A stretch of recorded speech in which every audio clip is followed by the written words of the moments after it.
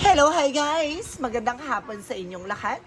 This is Shirley Rodriguez, mamaya sa Greek Channel, a feed eater o Zamata reader. So ngayong hapon na to, tignan natin ang sabihin sa iyo ng ating mga gabay. So this is a monthly gabay for the month of February 2025 for the sign of. For the sign of Leo. So Leo, welcome to my channel. Ano kayong messages, advices, at spirit guides ang ating masasaga for today's video? Kanino kayang energy o kaganapan sa buhay ng mga Leo signs ang ating mahagilap? So guys, this reading is a journey namang hindi lahat makaka-resonate. Kunin lamang po ang makaka-relate sa inyo and comment down below kung kaninong energy ang ating nasagap. And of course, don't forget to like and subscribe my channel and yung notification bell for more videos. And din sa maraming salamat po sa mga walang sawang pagsuporta sa aking channel. Lalo-lalo na ang hindi nag-i-skip ng ads na way pagpalain kayo ng Diyos at may kapal, siksik liglig na guumapaw na biyayang manang balik sa inyo. So let's see guys, what is the messages advice sa iyo ng ating angel spirit for the sign of Leo? So let's see and watch this.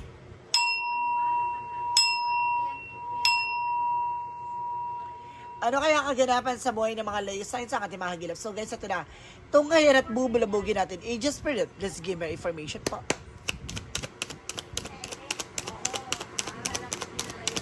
Okay, the 7 of Wands, that you are also protected. Now, may mga bagay na kailangan mo rin proteksyonan, pangalagaan. At sinasabi dito na maaaring magdala sa iyo ng support, no? And guidance, no? Itong bagay na to. Uy, ano kaya yan? I guess this is something for a 5 of Pentacles for financial loss. So, ibig sabihin dito guys, some of you makakaranas sa financial crisis or financial losses. Kaya mag-iingat ka, protection at pangalagaan mo yung grounds mo dito. Magkakaroon ka ng mga desisyon na hindi mo magugustuhan. So, kailangan pag-isipan na mabuti. And this is something the Ace of Wands. For a new project, new plans, and there's a new opportunities. And because this is something the Emperor. Now, there's something maturity. Now, mature and not being grounded. So, kailangan alam mo sa sarili mo yung grounds mo. So, let's see what is additional messages. And there's a Queen of Wands, by confident. Oh, lakasan mo loob mo, maging matapang ka. Kailangan medyo makapal yung mukha mo dito sa paraan na to. Now, let's see. What is additional messages? And because this is something the Devil card. Oh my God. There's something a negativities. No? There's something negative, exena or toxic. So, let's see. What is the 7 of Wands? Referencing with the World card, no? Kumaga protektado ka na makakapag-travel ka nga talaga, no? Some of you, kumaga kung gusto mga ibang bansa, there's a possible na makaalis ka na. So, let's see what is the 5 of Pentacles. Represent for the 4 of Wands, no? Kumaga mapagtatagumpayan mo after mong maranasan for financial loss. This is the moment na maaaring umani ka na ng biyaya. There's a something success, and there's a lot of kumbaga opportunities. Now, there's a happiness. What is the Ace of Wands? Referencing with the Ace of Cups. Ay, there's something, a new door, no, coming in for you about sa love life. May bagong pag-ibig, no, if you are being single. May bagong pag-ibig na papasok sa buhay mo. If you are being taken, maaaring ibalik ang kilig, no? What is the Emperor? Referencing with the 9 of Wands for slowly but surely, no? Mabagal man pero sinisigurado mapapasa iyo tong bagay na opportunities na to. Maging mahinahon. What is the Queen of Wands? The Queen of Wands references the Ace of Pentacles for a big shot and big money coming in for you. May malaking opportunities daw na papasok sa iyo. Kailangan maging kailangan maging malakas ang loob mo, maging matapang ka. What is the Devil card? Referencing with the Ace of Swords. See, I told you, the Devil and the Ace of Swords ay na maaaring napapalimutan ka ng toxic and negativities. So, there's a lot of inggitera, insikirada, ambitious, at charis. May mga gano'n, no? Marami kang mga nakakasalamuha or marami kang nasa paligid mo na maaaring naghahatak na negative sa'yo. What is the 7 of Wands? And the World card. No, and because this is a Page of Wands by a good news. May magandang balita, makakaalis ka na. No, sa maaaring makapag-travel ka na, maaaring itong hinihintay mo, maaaring dumating na. What is the 5 of Pentacles and 4 of Wands? The Five of Pentacles and Four of Wands represent a chariot card for an actions, a movement, no? Kumbaga, unti-unti nang magkakaroon ng development, no? Ang buhay mo. So, some of you guys, nakaranas for financial loss, financial crisis, baon sa utang, problema, but suddenly, guys, no? There's something in opportunities and, of course, development na mangyayari sa buhay mo with the unexpected situation, no? And the Ace of Wands, because the Ace of Cups, represent with the Moon card for a truth reveal, no? May mga bagay na maliliwanagan ka na kung itong tao na to for you talaga, for long term ba talaga, for long run, no? So, let's see what is the Emperor, the Knight of Wands. Represent with the Six of Pentacles. So, this is something a balance. No? Magkakaroon ka ng balance pagdating sa finances. No? Magiging mature ka na. Hindi ka na magiging padalos-dalos sa kung ano na pinabibili mo sa buhay mo. Na, hindi basta kung ano nang ginagastos mo. Na, ito na ako, nagiging practical ka na. Especially, nagiging wise ka na. What is the Ace? The Queen of Wands, because the Ace of Pentacles represent as King of Pentacles. So, this is something practicality. So, ngayon nagiging practical ka na ngayon pagdating sa finances. Lakas loob, tapang mo ng kumbaga, kinukontrol lang yung emotions, no? Dahil nagiging padalos-dalos ka some of these few months, no? These few weeks, no? Kumbaga, may mga bagay na parang naging padalos-dalos ka. What is the Devil card? And the Eight of Swords, represent with the High Priestess. Oh, I told you, there is something, a mystery, no? There is something hidden. Meron talagang gumagawa sa'yo ng hindi maganda, di ba? There is something hidden, ibig sabihin, meron sa'yo sa paligid mo na maaaring nasa paligid mo lang gumagawa sa'yo, no? Talagang there's something spark. So, you are on the spot. Naiingit siya, ayaw niya mas maungasan. What is the outcome? Maaaring co-workers mo to, no? Maaaring katrabaho mo to. Maaaring nakakasama mo to. No? Nagkakaroon ka na collaboration, socialize. And there's the Four of Pentacles for saving money. No, protection at pangalagaan mo yung sarili mo dito. No, iwasan mo yung padalos-dalos sa paggastos. And this is something the Page of Pentacles, invest wisely. No, matuto ka na kung saan ka talaga mag-i-invest ng effort, ng time, no? Especially about sa finances. No, matuto ka na kung paano mo papalaguin ang iyong pinaghirapan. And there's the Queen of Swords, no? There is a look at the bigger picture. So, unti-unti mo na nakikita yung possibilities. No, there is something looking for the outcome. Kumbaga, unti-unti mo na nakikita yung magiging possible situation. And there's something consequences. No, so let's see what is initial messages for finances and career. And there's a Tower moment for a major changes, no? Doon may mga pagbabago magaganap about sa finances mo, especially, there's a Hierophant for a lesson learned. So, matuto ka na. No, may mga distraction, disaster na nangyari sa'yo na about sa finances na nag-cause ng bankruptcy. But, kumbaga nagkakaroon ka ng realization dito na may mga bagay na nangyari from the past na until now, nagsisingkin sa'yo, no? How to manage and control your tensions, no? Parang tensions, no? Yung nararamdaman. No? Hindi ka na magiging padalos-dalos. And dito sa Five of Cups, for something disappointment. No? Parang pinagsisisihan mo yung mga bagay na nangyari sa'yo, kung paano mo i-manage ang iyong finances. No? Maraming perang nasayang, maraming perang na ubos. No? Maraming pagkakataon din na maaari na palampas. So, let's see. About sa love life. And there's a Death card. So, this is something na ending and yung beginning. May mga bagay na magbibigay ng pagbabago sa inyong pagsasama. And this is a Five of Swords na nagkakaroon ng self-sabotage, no? Kumbaga, tinatapos mo na yung, self-sabotage dito. Maaaring tinatapos mo na yung mga bagay na nakakasira sa inyong relasyon, no? Kaya nagkakaroon ng problema sa inyong pagsasama, no? Mayroon ditong, dahil sa'yo, no? Parang ikaw yung gumagawa ng way para maging ganun yung attitudes niya. Or even a discipline, no? Parang, nakikita niya sa'yo on how to interact people, no? Every situation regarding to your families.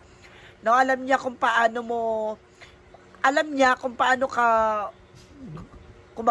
gumalaw or paano ka magsalita, no?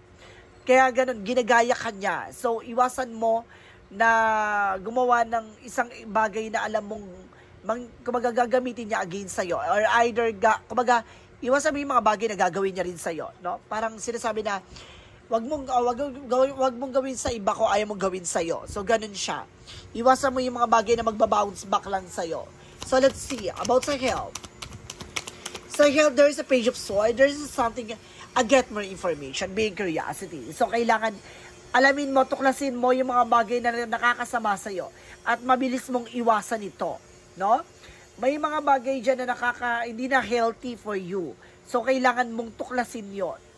No, may mga nananakit sa'yo, gawa ng, it's either na naninigarilyo ka, or something usok nasa usok, or prone ka sa usok, no? Iwasan mo na yon, na maaaring humihina ang baga mo dito. So, let's see, what is the magical fairy messages represent what? For magical fairy messages represent a trouble. I told you, may trouble ka talaga, and it's all about love life. Oh, talagang dalawang factor dito, guys, no? Dalawang aspect ang nakikita ko dito, finances and love life. See? Nakita mo, may trouble ka. So, let's see what is the synchronicities. So, represent what? For synchronicities, represent what? Represent with a storm. No? May something unos or pagsubok na darating sa inyo. And there's something losses. No? May mga bagay na aalisin sa'yo o mawawala. And there's an intuit. Kailangan maging handa ka at kailangan alam mo sa sarili mo yung grounds mo. Iwasan mo nagbibigay ng information about sa love life. And there's a finder the lost things. No? Bago mo makita yung halaga ng isang bagay o isang tao. So, ibig sabihin, may mga bagay na kailangan kang iwasan. May pagsubok sa inyong relasyon. No? May about sa love life na maaaring mag-cause ng separations. So, let's see what is the yin and yang oracle card. Represent what? For yin and yang oracle card represent a toxicities, no? A pattern. So, kalisin mo yung cycle na about sa, unhealthy attitudes. No? May ganun eh. May kailangan kang alisin doon. And this is something twin flame. Maraming twin flame kayo na person mo. And there's a loss. See, lost things. Ibig sabihin, may mga bagay na aalisin sa'yo or mawawala sa'yo. Maganda ka. Na malaking yan, energy na yan. So, let's see what is the romance angels with a mystic love oracle that represent what? And because this is something addictions. See? Something addictions are affecting your romantic life. So, some of you guys, no? May bisyo. And this is something magnetic attractions. Oh, see, talagang mahal yung isa't isa. So, isa sa bagay na kakasira ng inyong pagsasama ay yung addictions. Mahilig ka ba sa sugal, sa sigarilyo, sa alak, ganon. Additional energy with an energy represent what? Door to the spirit. No? Bukas ang spiritual about sa iyo, no? And there's an actions. You need to take an action for this. And there's a clear connections. See, there's a soulmate talaga, guys. Soulmate and twin flame talaga. So, let's see what is Archangel Michael messages. And there's an energy healing work. So, kailangan mo ng healing session dito, guys. No, I think may gumagawa kaya nasira yung pagsasama. And there's an favorable outcome. No, papabor din sa iyong sitwasyon. At kailangan mong mag-proceed for healing energies. For healing sessions. For Mansology, represent what? Show the world the real you. Ipakita mo sa mundo kung sino ka talaga. No? And because nothing is set in stone. Na may mga bagay na hindi pa napapanahon. What is additional messages with an angel spirit, guys? With an angel spirit, represent psychic abilities. So some of you guys, there's something third eye. Diba? I told you. Diba? Third eye. Diba? Hindi ko pa binubulat-lat yung baraha pero pinakita na. There's a third eye. Psychic abilities. So meron kang kakayanan din. No? Maaring may visions and intuitions ka. May predictions ka. Ang galing. What is the eagle's answer? Represent what? So, kailangan, unang bagsak ng bra is the protections. So, wala kang protection. Kailangan mo ng protection, guys. No, yun lang. May kakayanan ka, pero kulang ka sa protection or mahina yung protection na suot mo. And there's something not the right time, no? Hindi pa sa ngayon. And there's a within the next few months, sa mga susunod na buwan. And there's a success coming in for you, na magtatagumpay ka. What is the Romance Angels represent what? Free yourself. So, kailangan mo pakawalan yung sarili mo. No? It's time to take back control on your life. No? And this could be the one. Maaring siya na talaga yung para sa'yo. There's a past life. Ibig sabihin, may babalik from the past na maaring pinaghiwalay kayo ng tadhana. Na maaring manambalik sa'yo. There's a certain reconciliation. What is the chakra messages? And there's a perspective. Sabi ko na nga ba eh. Baguhin mo yung ugali mo. No, isa sa nakakasira yan. And there's a perseverance. No, pagtsatsaga. Kailangan mo magtsaga. And there's a something faith, no? Doon niya susubukan na pananampalataya at tiwala nyo sa isa't isa. Additional messages with an angel spirit.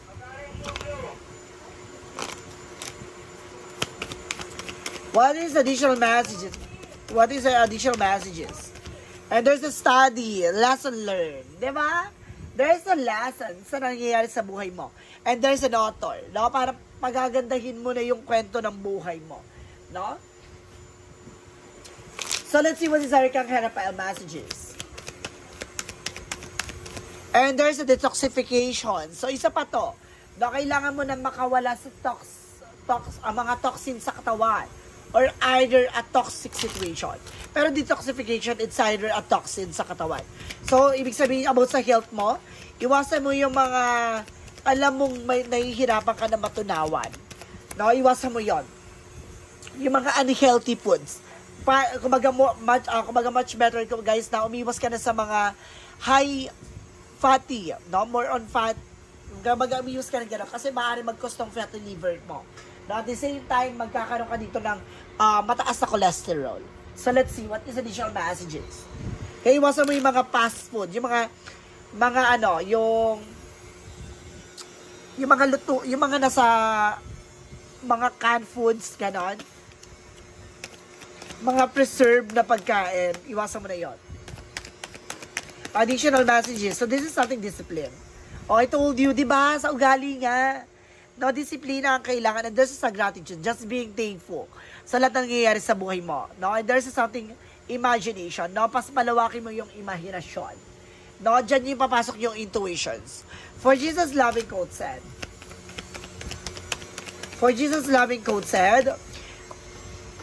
He that believe on me, the works that I do shall he do, and the greater works that this shall he do, because I go to my Father. So see, kung naniniwala ka sa mga bagay na ginagawa mo, na ayon sa kalooban ng Diyos, na ibibigay sa iyo mga bagay na yan, ibibigay sa iyo. No? Kumbaga, kung alam mo, in a good way, no? In a good matter, lahat ng mga bagay na yan, ibibigay sa iyo mga bagay na yan na hindi mo kailangan i-please. No? Kumbaga, kusa siyang ibibigay sa iyo. So, let's see what is the angel's number represent what? Represent 5554 change. See? Kailangan baguhin. Kailangan alisin. Kailangan, di ba? Magbago ng eksena. And there's something support. You are going to level up. I might not feel it good initially, but it will prepare you to handle greater things in life for the highest good. That is why you've been looking for through it. There is a reward waiting for a finish line. So, see? Kumbaga, unti-unti na mababago ang eksena nito. Huwag ka lang magmadali. No? Huwag kang pala desisyon. May mga pagsubok na kailangan mo munang maintindihan. Kung ano yung mga bawat nilalaman yon. Diba? There's something instrument, a purpose, a gift from life. Diba? Ito na yung regalo ng buhay. Na unti-unti mo na makikita at madidiscover lahat ng mga bagay na kailangan mong malaman. Each day, life offer me abundance. Proof that the universe love me, everyday good God angels send me to help me. Today I will receive an angelic message.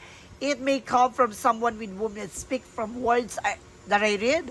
I will listen closely as this message is divine with gift, meant to help me, free me, make my way in love, and maintain my spiritual strength. So see, ipagkakaloob sa iyo yung kalakasan, katalinuhan, kaliwanagan, no, binibigyan ka ng unti-unting kaliwanagan sa mga bagay na yon, no? Pinapadaan niya with an angel's number, angel's messages, synchronicities, visions, and of course, intuitions, predictions, no? Lahat ng mga mensahe sa iyo ng ating mga gabay ay para malaman mo kung ano yung kailangan mong baguhin sa buhay mo.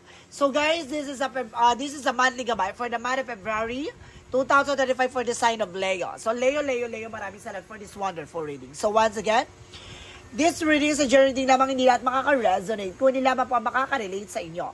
And comment down below kung kaninong energy ang ating nasagap. And of course, don't forget to like and subscribe my channel. And the notification bell for more videos update kasi maraming salamat po sa mga walang sawang pagsuporta sa aking channel. Lalo-lalo na ang hindi nag-i-skip ng ads, away pagpalain kayo ng Diyos at may kapal, siksik, liglig na gumapaw na biyayang manong balik sa inyo at maraming salamat po. See you in the next video. Bye-bye and babush!